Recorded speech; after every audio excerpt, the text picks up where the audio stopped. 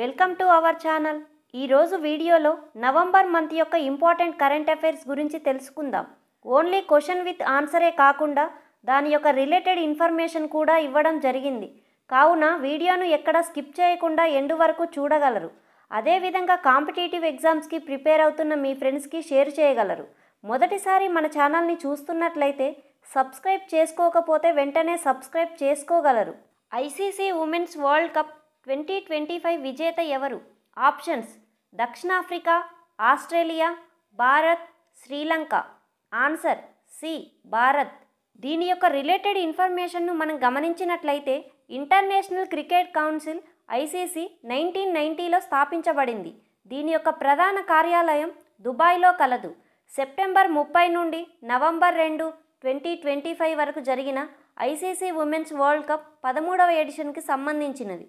దీనికి భారతదేశం మరియు శ్రీలంక సంయుక్తంగా ఆతిథ్యం ఇచ్చాయి. భారతదేశం తొలిసారిగా ఐసీసీ ఉమెన్స్ వరల్డ్ కప్ విజేతగా నిలిచింది. కాగా దక్షిణాఫ్రికా రన్నరప్గా నిలిచింది. Player of the match Shafali వర్మకు దక్కగా player of the tournament Deepti Sharma సొంతం చేసుకున్నారు. ఇటీవల రామ్సార్ సైట్గా గుర్తించబడిన గోగాబిల్ సరస్సు ఏ రాష్ట్రానికి చెందినది? Options: Tamil Nadu, Bihar, Odisha, Uttar Pradesh. Answer B, Bihar. దీని యొక్క రిలేటెడ్ ఇన్ఫర్మేషన్ను మనం గమనించినట్లయితే బీహార్లో రామ్సార్ సైట్గా గుర్తించబడిన గోగాబిల్ లేక్ సరస్సు 94వ రామ్సార్ సైట్గా గుర్తించబడింది. దీనితో ప్రస్తుతం దేశంలో రామ్సార్ సైట్ల సంఖ్య 94కి చేరింది. గోగాబిల్ లేక్ సరస్సు రామ్సార్ సైట్గా గుర్తించబడడంతో బీహార్లో రామ్సార్ సైట్ల సంఖ్య 6కు చేరింది. అత్యధిక రామ్సార్ సైట్లు కలిగిన రాష్ట్రం తమిళనాడు. అతిపెద్ద రామ్సార్ సైట్ సుందర్బన్స్ కాగా అతి చిన్న రామ్సార్ సైట్ రేణుకా వెట్లాండ్. ఇవాళ ప్రపంచంలోనే అతిపెద్ద పురావస్తు మ్యూజియం ఏ దేశంలో ఆవిష్కరించబడింది? Options: India, Italy, China, Egypt. Answer D, Egypt. దీని యొక్క రిలేటెడ్ ఇన్ఫర్మేషన్ను మనం గమనించినట్లయితే ఈ మ్యూజియంలో రాజవంశ పూర్వకాలం నుండి రోమన్ ఈజిప్షియన్ నాగరికత యొక్క వివిధ కాలాల నుండి ఈజిప్షియన్ కళాఖండాల సేకరణ ఉంది. ఈ మ్యూజియం 1992లో ప్రకటించబడింది. వాస్తవ నిర్మాణం 2005లో ప్రారంభం కాగా మరియు ఇది 2023లో పూర్తిగా పూర్తయినది. దీని ఖర్చు $1.2 బిలియన్. ట్రయల్ ఓపెనింగ్ అక్టోబర్ 2024లో ప్రారంభం కాగా అధికారిక ప్రారంభోత్సవం నవంబర్ 1, 2025న జరిగింది. ఇవాళ వందే మాతరం పాటకు ఎన్ని సంవత్సరాలు పూర్తయినాయి? ఆప్షన్స్: 150, 100, 75, 125. ఆన్సర్ ఏ, 150. దీని యొక్క రిలేటెడ్ ఇన్ఫర్మేషన్ను మనం గమనించినట్లయితే వందే మాతరం 150వ వార్షికోత్సవం నవంబర్ 7న 2025న ప్రారంభమైనది. దీనికి కేంద్ర ప్రభుత్వం దేశవ్యాప్తంగా ఏడాది పొడవునా కార్యక్రమాలను ప్రకటించింది. మాతృభూమిని కీర్తిస్తూ సాగే ఈ గేయాన్ని బంకించంద్ర చటర్జీ 1875 నవంబర్ 7వ తేదీన అక్షయ నవమి నాడు రచించారు. ఆయన రాసిన ఆనందమఠ్ నవలలో భాగంగా బంగదర్శన్లో ఈ గేయం మొదటిసారిగా అచ్చయింది. ఇటీవల జిఐ ట్యాగ్ హోదా పొందిన అంబాజీ మార్బుల్ లేదా అంబాజీ మిల్క్ స్టోన్ ఏ రాష్ట్రానికి చెందినది? Options: Chhattisgarh, Gujarat, Andhra Pradesh, Rajasthan. Answer B, Gujarat. దీని యొక్క రిలేటెడ్ ఇన్ఫర్మేషన్ను మనం గమనించినట్లయితే అంబాజీ మార్బుల్ పాల లాంటి తెలుపు రంగు మన్నిక మరియు సహజ సౌందర్యానికి ప్రసిద్ధి చెందిన పాలరాయి. గుజరాత్లోని అంబాజీ పట్టణంలో ఈ పాలరాయి త్రవ్వబడింది. ఈ పట్టణం పేరు మీదుగానే దీనికి అంబాజీ మార్బుల్ అని పేరు పెట్టారు. అదేవిధంగా ఇటీవల సిక్కిం రాష్ట్రానికి చెందిన లేప్చా సంగీత వాయిద్యాలు జిఐ ట్యాగ్ హోదా పొందినాయి. ఈ ట్యాగ్ను వాణిజ్యం మరియు పరిశ్రమల మంత్రిత్వ శాఖ పరిశ్రమ ప్రమోషన్ మరియు అంతర్గత వాణిజ్య విభాగం కింద భౌగోళిక సూచిక రిజిస్ట్రీ జారీ చేస్తుంది. మోడీస్ మిషన్ పుస్తక రచయిత ఎవరు? Options: Anupam Kher, Anita Desai, Berjis Desai, Abhishek Chaudhary. Answer C, Berjis Desai. Mitra Shakti 2025 క్రింది ఏ 2 దేశాలకు సంబంధించినది? Options: India Nepal, India France, India Sri Lanka, India Russia. Answer C, India and Sri Lanka. దీని యొక్క రిలేటెడ్ ఇన్ఫర్మేషన్ను మనం గమనించినట్లయితే గరుడా ఎక్సర్సైజ్ 2025 ఇండియా ఫ్రాన్స్ దేశాలకు సంబంధించినది. మల్బార్ ఎక్సర్సైజ్ 2025 క్వాడ్ దేశాల మధ్య జరిగిన naval exercise. హరిమౌ Shakti India and Malaysia దేశాలకు సంబంధించిన ఎక్సర్సైజ్. ఎక్సర్సైజ్ సూర్యకిరణ్ ఇండియా మరియు నేపాల్ దేశాలకు సంబంధించినది. భారతదేశంలో మొట్టమొదటి గాజు suspension cable bridge Bajrang Setu 2025 చివరి నాటికి ఎక్కడ ప్రారంభం చేయబోతున్నారు? Options: Rameswaram, Kolkata, Mumbai, Rishikesh. Answer D, Rishikesh. దీని యొక్క రిలేటెడ్ ఇన్ఫర్మేషన్ను మనం గమనించినట్లయితే గాజు సస్పెన్షన్ కేబుల్ వంతెన బజరంగ్ సేతు గంగా నదిపై నిర్మించబడింది. దీనిని 2025 డిసెంబర్ చివరిలో ప్రారంభించాలని అంచనా వేస్తున్నారు. దీని యొక్క పొడవు 132 మీటర్లు. ఇది భారతదేశపు మొట్టమొదటి కేబుల్ సస్పెన్షన్ గాజు వంతెన మరియు ఆసియాలో రెండవది. దీని రూపకల్పన కేదార్నాథ్ ఆలయం యొక్క గర్భగుడి డిజైన్ నుండి ప్రేరణ పొందాయి. ఇటీవల వార్తల్లో నిలిచిన తోర్కామ్ సరిహద్దు ఏ రెండు దేశాల మధ్య వివాదాస్పద ప్రదేశం? Options: Afghanistan Pakistan, Kyrgyzstan Afghanistan, Bharat Bangladesh, Bharat Nepal.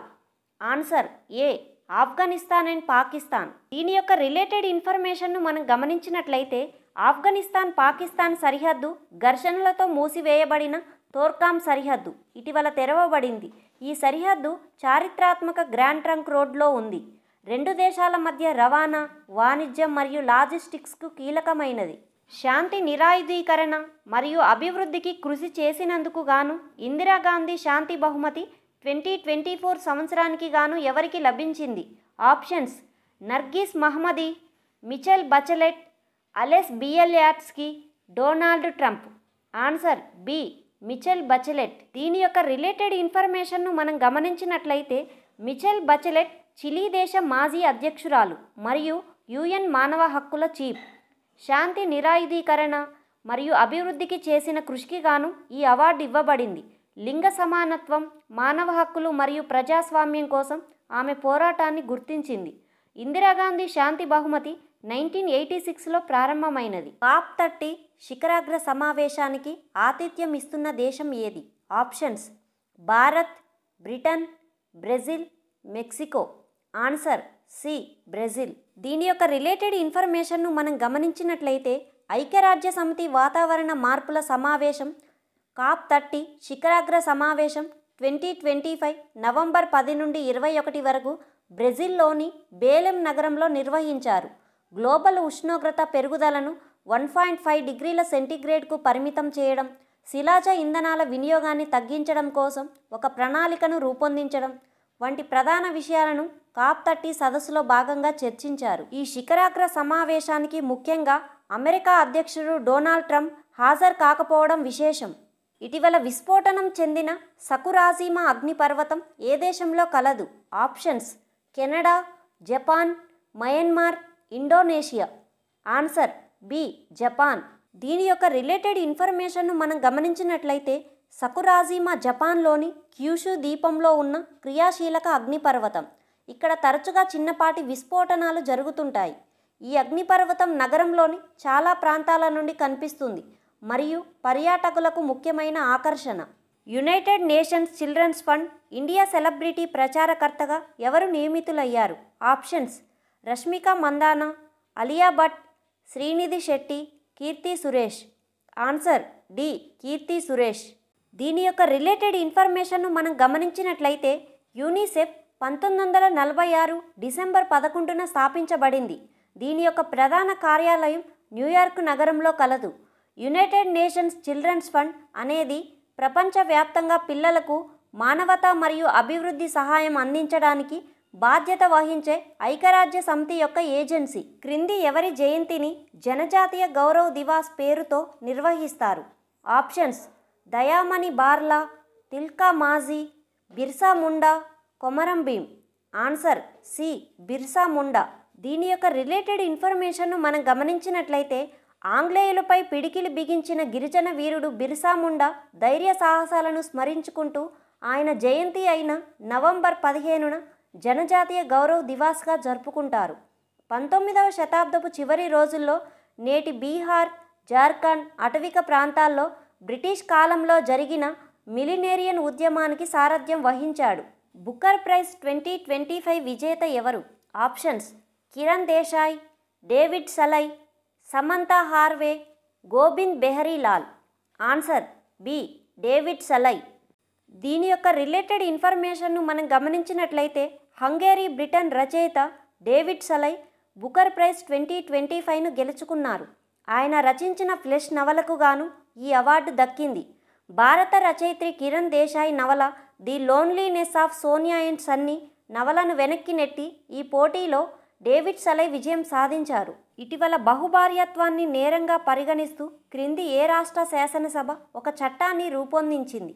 Options: Uttar Pradesh, Assam, Arunachal Pradesh, Uttarakhand. Answer B, Assam.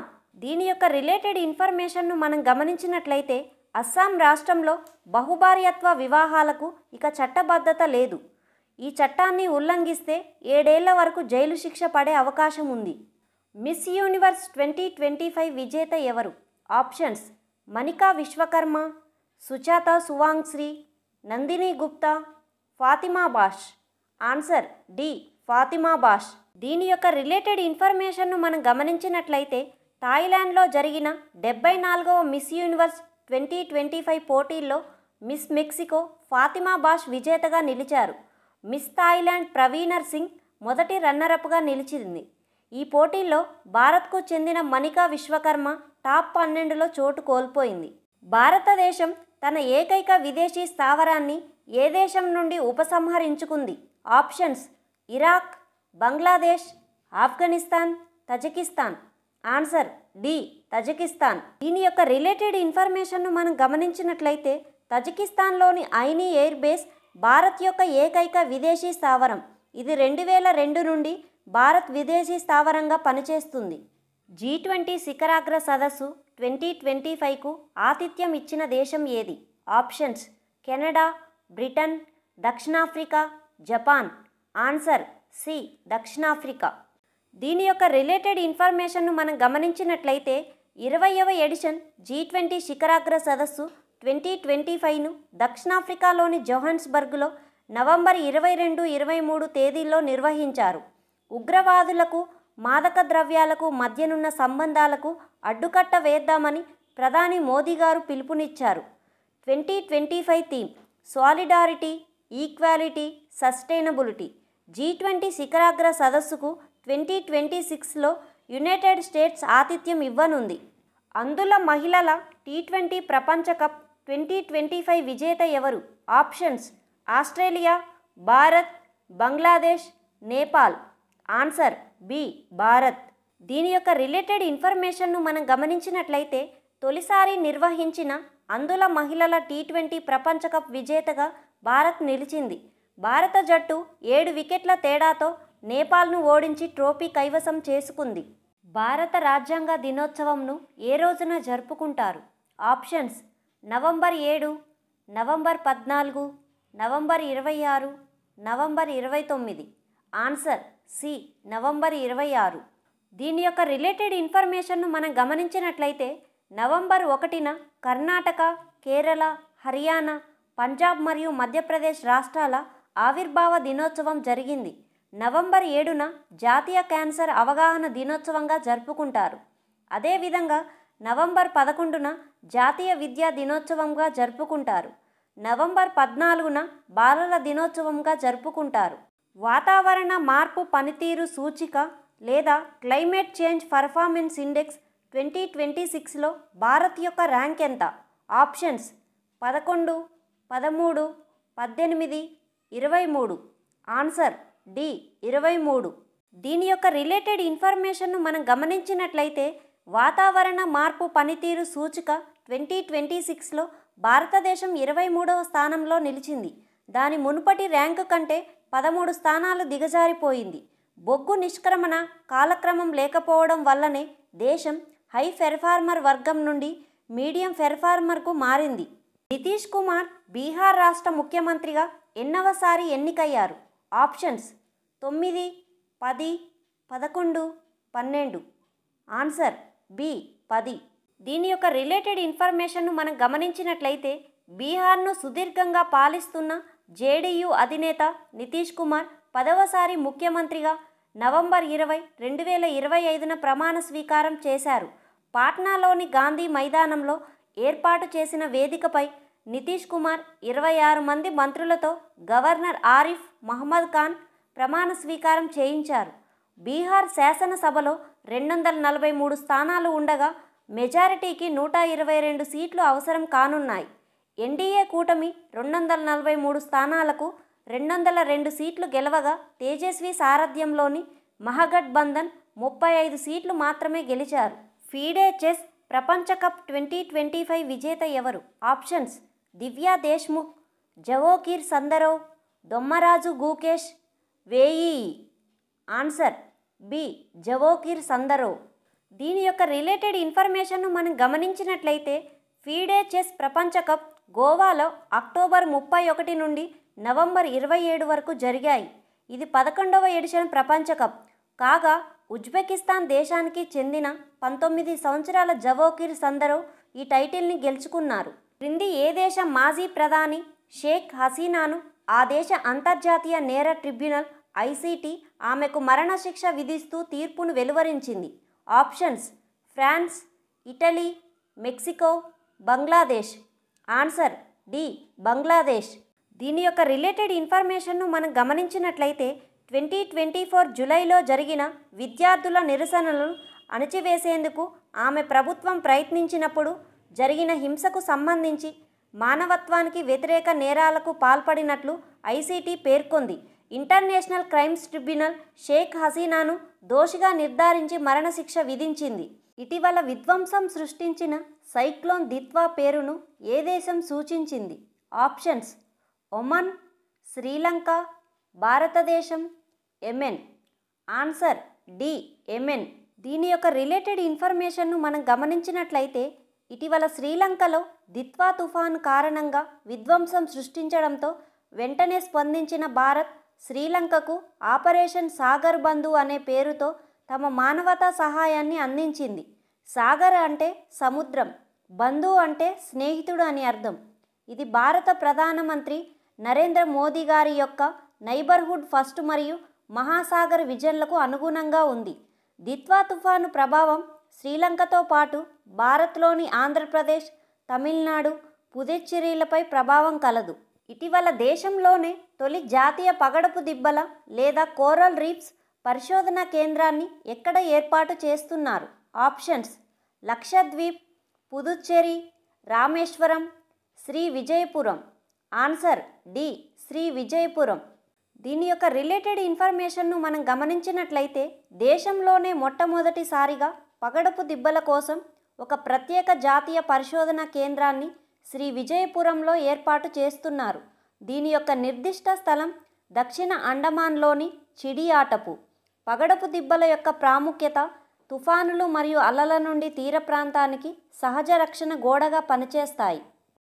ఇటీవల భారతదేశంలో నూతనంగా ప్రవేశపెట్టిన అత్యంత ప్రమాదకర భూకంప జోన్ ఏమిటి? Options: zone 5, zone 6, zone 7, zone 4. Answer B, zone 6.